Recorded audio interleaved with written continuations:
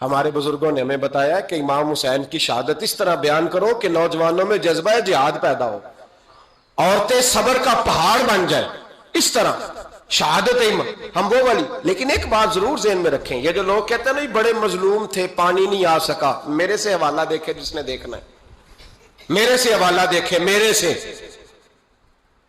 حضرت امام حسین میدان کربلا میں تھے تو تھوڑی سی جگہ کھود کے نا امام حسین نے تو خندق کھودی۔ خندق کھودنا عرب کا رواج تھا، مدینے میں بھی خندق کھودی گئی، اس کا نام ہی جنگ خندق۔ تو خندق کھود کے نا آگ جلائی جاتی تھی، یہ حفاظت کا ایک ذریعہ تھا تاکہ دشمن نہ آئے۔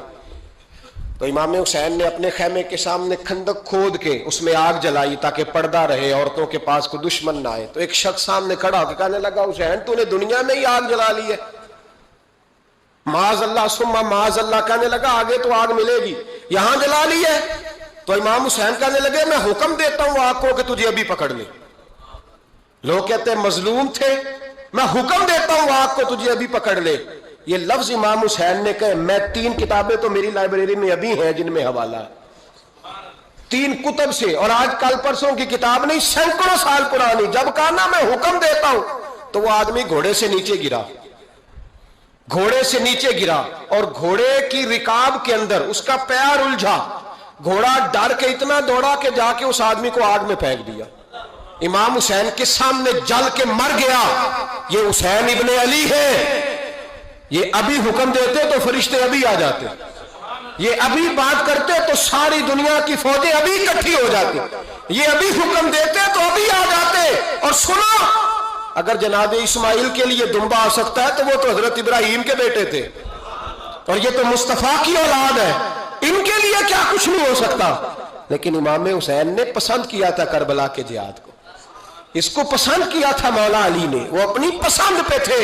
کوئی آدمی اس طرح نہ بیان کرے کہ بڑے مظلوم تھے تو بڑی مشکل میں تھے تو بڑا روتے تھے بڑے، اور کوئی شخص ایسی بات، یہاں تو تماشا لگ گیا ہے، تماشا لگ گیا ہے۔ ایک وہ ہے جو آج کل کہہ رہے ہیں بس جی وہ تو 2 شہزادوں کی جنگ تھی، انہیں بھی شرم نہیں آتی، اور ایک ممبروں پہ چڑھے ہوئے ہیں، چہرے پہ داڑھی کوئی نہیں، سر پہ ٹوپی کوئی نہیں، بازاری سا انداز ہے، کبھی دوڑ کے ادھر جاتے ہیں، کبھی بھاگتے ہیں، کبھی کہتے ہیں اونچا بولنا، پیروں پہ کھڑا ہونا، یہ لوگ بیان کریں گے امام حسین کی بات، یہ لوگ بیان کریں گے۔ بیبیوں کے مصائب پڑھ رہا ہوں، وہ اور بیبیاں ہوتی ہیں جو ہائے ہائے کرتی ہیں، واہ ویلا کرتی ہیں، یہ میرے نبی کا خاندان ہے، یہ میرے نبی کا خاندان ہے، نبی کا خاندان۔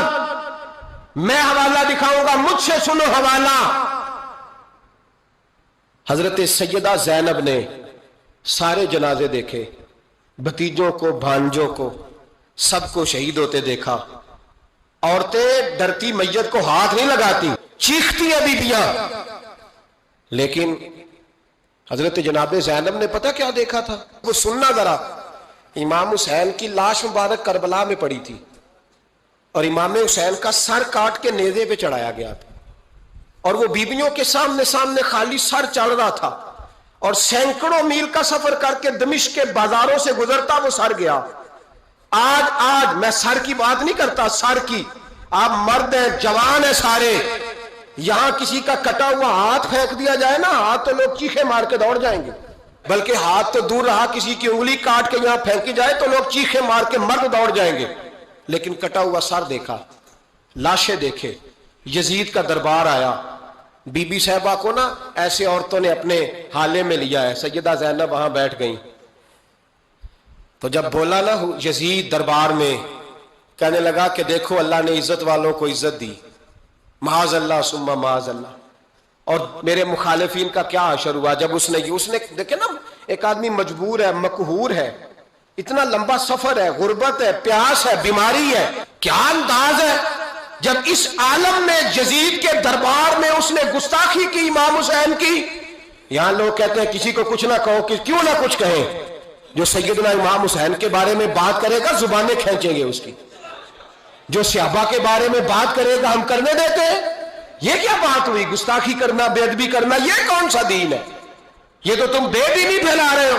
سنو، جب اس نے بے ادبی کی تو سیدہ زینب چپ نہیں رہی، بلکہ حضرت زینب بولی اور کھڑی ہوئی، اور آپ نے تلاوت کی قرآن مجید کی، اور آیتیں پڑھی، کہنے لگی وَتُعِزُّ مَن تَشَاءُ وَتُذِلُّ مَن تَشَاءُ بیادی کل خیر، اور آپ فرمانے لگی یزید تو کہتا ہے تیرے مخالفین پسپا ہو گئے، تجھے عزت ملی؟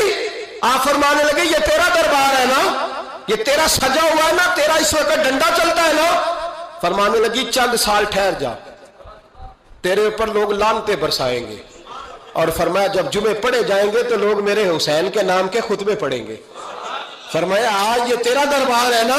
حضرت نعمان بن بشیر صحابی رسول تھے، وہ کہتے ہیں میرے قریب ایک نابینا صحابی بیٹھا تھا، سنو سنو حوالہ میں دکھاؤں گا۔ کہنے لگے میرے قریب اس وقت یزید کے دربار میں ایک نابینا صحابی بیٹھے تھے، جب بی بی زینب نے یہ بات کی نا تو وہ نابینا صحابی میرا ہاتھ پکڑ کے کہنے لگے نعمان علی آ گئے، یہ تو علی کی آواز ہے، علی آ گئے۔ جبریل امی بول رہے ہوں جیسے، حکمت کے گوہر رول رہے ہوں جیسے، دربار دمشق میں وہ زینب کا خطاب منبر پہ علی بول رہے ہوں جیسے۔ کہنے لگے علی آ گئے، علی، یہ تو علی کی آواز ہے۔ جناب نعمان بن بشیر کہنے لگے نہیں، علی جب بولتے تھے تو بڑا رنگ ہوتا تھا، ابھی تو زینب کھل کے بول ہی نہیں رہی، ابھی تو زینب ستائی ہوئی ہے، ابھی تو زینب زخم کھا کے آئی ہے، ابھی تو زینب پیاسی ہے۔ کاش زینب تر و تازہ ہوتی تو زینب خطبہ پڑھتی تو علی کی طرح گرجدار آواز نکلتی۔ یزید کے محل کانپتے، جبریل امی بول رہے ہوں جیسے، حکمت کے گوہر رول رہے ہوں جیسے، دربار دمشق میں بی بی زینب کا خطاب منبر پہ علی بول رہے ہوں جیسے۔ وہ مسکینوں کی طرح منتیں نہیں کر رہے تھے، ہائے پانی ان کا مزاج ہی نہیں تھا، بلکہ وہ دلیر لوگ تھے، دلیر، اور بر موقع بر محل بولتے تھے۔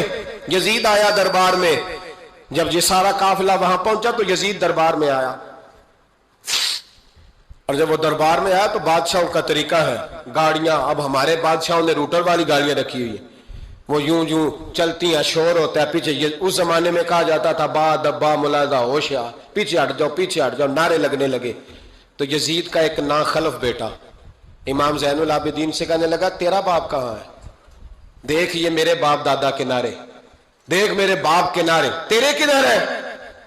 ابھی یہ بات شروع اس نے کی تھی کہ دمشق کی جامع مسجد میں زور کی اذان ہو گئی، اور جب مؤذن نے کہا نا اشہد ان محمد رسول اللہ، تو امام زین العابدین اس کا ہاتھ پکڑ کے کہنے لگے یہ میرے نانا کے نعرے لگ رہے ہیں، اگر تیرا ہے تو بتا، یہ میرے نانا کے نعرے ہیں۔ اور فرمایا تیرے باپ کے 2-2.5 سال لگیں گے، میرے نانے کے قیامت کے بعد بھی لگیں گے، میرے نانے کے نعرے قیامت کے یہ لگتے رہیں گے، لگ رہے ہیں اور لگتے تھے اور لگتے رہیں گے۔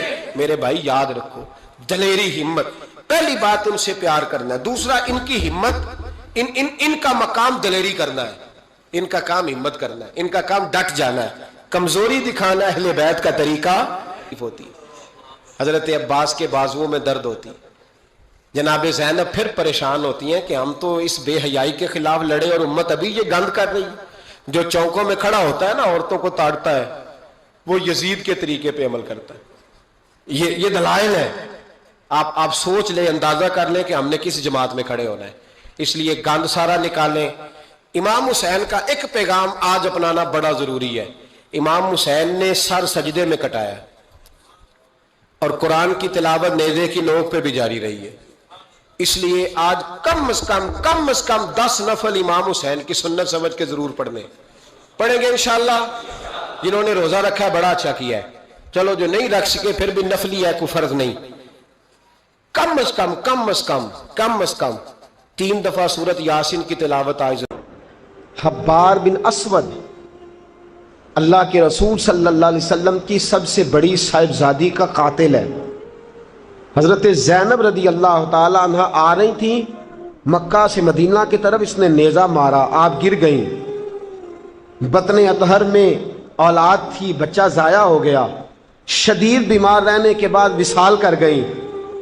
فتح مکہ کے بعد حبار بن اسود چہرے پہ نقاب ڈال کے آیا، باپ کلیجے پہ ہاتھ رکھ کے بتائے نا بیٹی پیاری کتنی ہوتی ہے، باپ ذرا کلیجے پہ ہاتھ رکھ کے بتائے کہ بیٹیاں جگر کا چین ہوتی ہیں، بیٹیاں سکون ہوتی ہیں، بیٹی باپ کو کتنی پیاری ہوتی ہے۔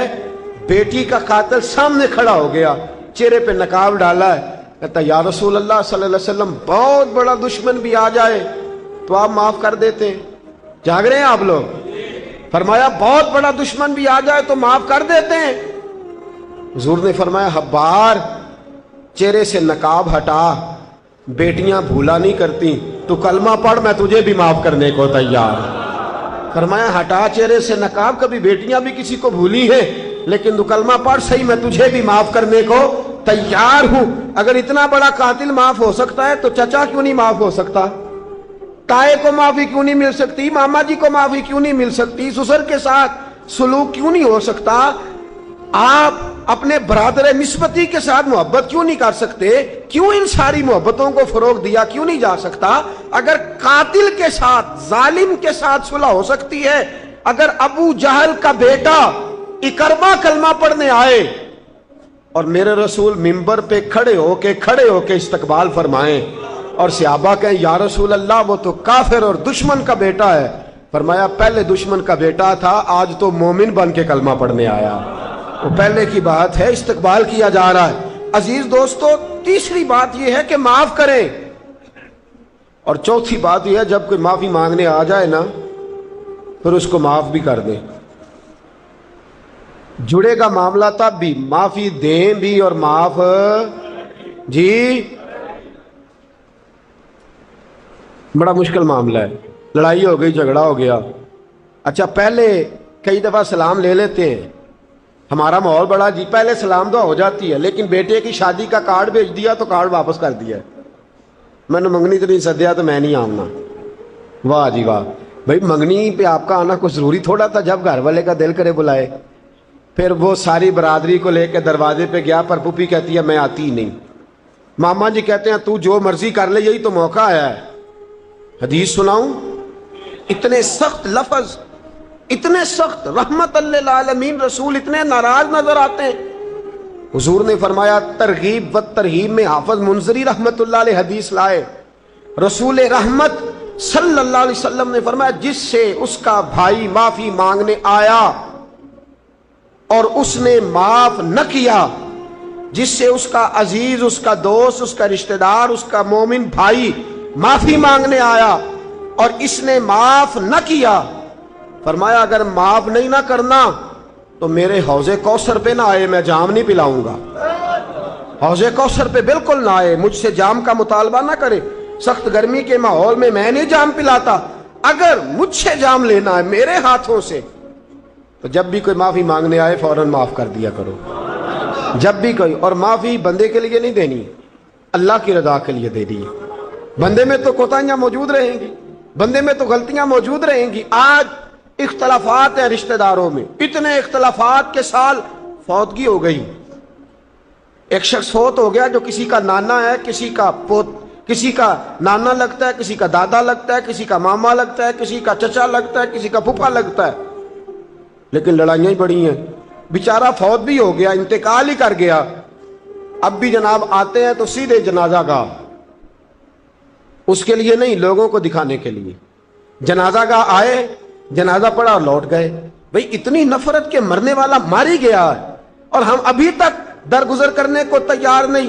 میرے رسول کریم صلی اللہ تعالی وسلم نے فرمایا گر تو چاہتا ہے کہ تیری عمر بھی زیادہ ہو اور تیرا رزق بھی زیادہ ہو تو اپنے رشتہ داروں سے اچھا سلوک کر، اللہ دونوں چیزوں میں برکتیں پیدا فرما دے گا۔ کن سے اچھا سلوک کر؟ جی یہ نہیں فرمایا وہ بھی جواب میں اچھا ہی کریں تو تب ہے۔ سب سے افضل صدقہ کون سا ہے؟ غریب کو دینا، مسکین کو دینا، یتیم کو دینا، مدرسے کو دینا، مسجد کو دینا، سب سے افضل صدقہ۔ اچھا یہ حدیث آپ نے پتا کیا کرنا جو میں سنانے لگا ہوں، یہ گھر جانا ہے، اس کو لکھ لینا ہے اور اس کو نہ پڑھنا ہے کبھی کبھی کھول کے کہ یہ کیا جملے ہیں حضور سید عالم کے، محبوب پاک کے، یہ کیسے عجیب حضور نے فکرے اور کس انداز میں سمجھا دیا، کتنی خیر انڈیل دی اپنے غلاموں کے دلوں میں۔ حضور نے فرمایا غلاموں پتہ ہے سب سے افضل صدقہ کون سا ہے؟ ایک صحابی کہنے لگے حضور یتیم کو دینا، فرمایا نہیں۔ سب سے افضل صدقہ کون سا ہے یا رسول اللہ؟ مسکین کو دینا، فرمایا نہیں۔ سب سے افضل صدقہ حضور مسافر کو دینا؟ فرمایا نہیں۔ سب سے افضل صدقہ یا رسول اللہ مجاہدین اسلام کو دینا؟ فرمایا نہیں۔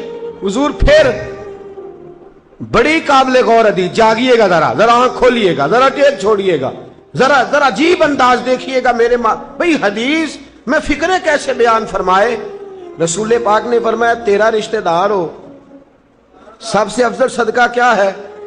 تیرا، بولیے یار، تیرا رشتہ دار ہو اور غریب ہو، حقدار ہو۔ اور اگلے لفظ بڑے عجیب ہیں، تیرا رشتہ دار ہو، غریب ہو اور تجھ سے ناراض ہو۔ کیسی بات ہے؟ فرمایا تیرا رشتہ دار ہو، غریب ہو اور تجھ سے ناراض ہو۔ فرمایا کسی بھی طریقے اس کے گھر صدقہ پہنچا دے، سب سے افضل صدقہ کرنے کا ثواب لکھا جائے گا۔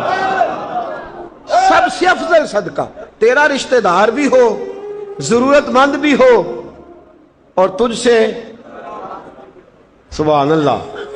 ہمارا تو حال یہ ہے کہ اس کو کسی طرف سے آتا بھی ہو تو ہم روک دیتے، کہتے نہیں نہیں ایڈا تگڑا کام کرے ہیں، تسی یہ نکالی دیندے ہو، یہ چار منڈے نے کما کے کھان ہو صاحب، اس کو کیا بھائی؟ فرمایا تیرا رشتہ دار ہو، حقدار ہو، ضرورت مند ہو، شرط یہ بھی لگا دی کہ ساتھ تجھ سے ناراض بھی رہتا ہو، اس کو تو صدقہ دے گا تو اللہ تجھے سب سے افضل صدقہ کرنے کا ثواب عطا۔ تو توڑنے والوں نہ بنو، جوڑنے والے بنو، جوڑ جاؤ۔ محبوب پاک سید عالم صلی اللہ تعالی علیہ وسلم نے فرمایا لا يدخل الجنت قاطع، فرمایا جو رشتے توڑنے والا ہے جنت میں نہیں جائے گا، جو رشتے توڑنے والا ہے وہ جنت میں نہیں جائے گا۔ الذین ینقضون عہد اللہ من بعد میثاقہ ویقطعون ما امر اللہ بہ ان یوصل ویفسدون فی الارض، فرمایا جو رشتے توڑے گا وہ تو زمین میں فساد برپا کر دے گا، وہ زمین میں اولئک هم الخاسرون، یہ وہ لوگ ہیں دنیا میں بھی نقصان اٹھائیں گے اور آخرت میں بھی نقصان اٹھائیں گے۔ رشتہ داریاں جوڑنے، اور یہ نہیں فرمایا کہ وہ تجھ سے اچھا سلوک کرے تب بھی ہے، سامنے والا بھی سیاںا ہی ہو تو تب ہے، تو نے اس کے لیے اس نے سلوک نہیں کرنا، تو نے تو اپنے اللہ رسول کو راضی کرنے کے لیے اس نے سلوک کرنا ہے، اس کے لیے تھوڑی کرنا ہے۔ سل من قطع کا لفظ کیا ہے؟ اور میں آپ کو ذاتی بات بتاتا ہوں، ایک آدھ دفعہ یہ تجربہ کر کے دیکھا، اس میں خیر ہی بڑی ہے۔ فرمایا سل من قطع کا، حضور نے فرمایا اس کے ساتھ جوڑ جو تیرے ساتھ توڑتا ہے، اس کے ساتھ جوڑ جو تیرے ساتھ توڑتا ہے نا، نفرت کرتا اس سے پیار کر، اور جو تجھے اذیت دیتا اس کی خدمت کر، اور جو تیرے ساتھ زیادتی کرتا ہے تو اس سے محبت کر۔